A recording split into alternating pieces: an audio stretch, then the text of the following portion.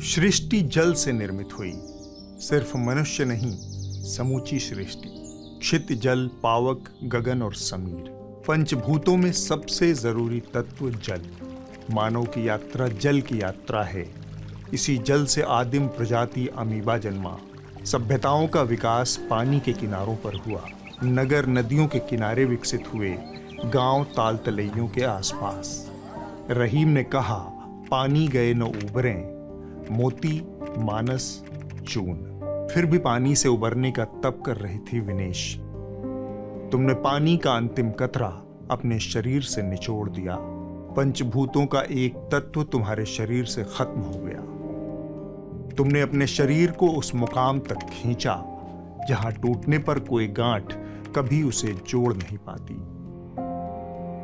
तुम समय और शरीर दोनों से लड़ रही थी, क्योंकि 100 ग्राम कम करना था।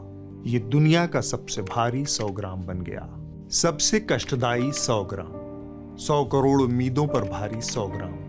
लेकिन हम जानते हैं, तुम सिर्फ 100 ग्राम के लिए नहीं जूझ रही थी।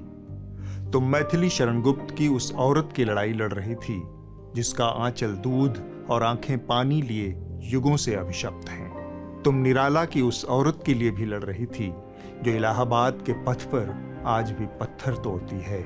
चढ़ रही धूप में, गर्मियों के दिन, दीवा का तमतमाता रूप, झुलसाती हुई लू, जलाती हुई देह के बीच तुम 100 ग्राम वजन घटाने के लिए लड़ रही थी।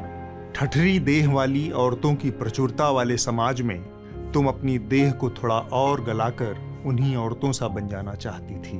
तुम लड़ रही थी लोहिया की उस सड़क के लिए जिसके खामोश होने पर संसद आवारा हो जाती है। तुम लड़ रही थी ताकि अय्यारी, मक्कारी, अनैतिकता और दुरभिसंधियां स्वीकार्य सत्य न बन जाएं। आत्म पर विश्वास, उन्नत ललाट, सीधा सिर और तना हुआ सीना सिर्फ किताबी आदर्शवादी बातें बनकर न रह जाएं। विनेश सिर्फ शब्दकोश में पवित्र और सात्विक का पर्यायवाची बनकर न रह जाए।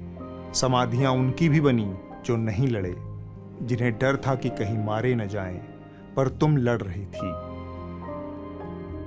यह अटल सत्य भारत के मस्तक पर ध्रुवतारा बनकर दर्ज हो गया। तुम जीत गई।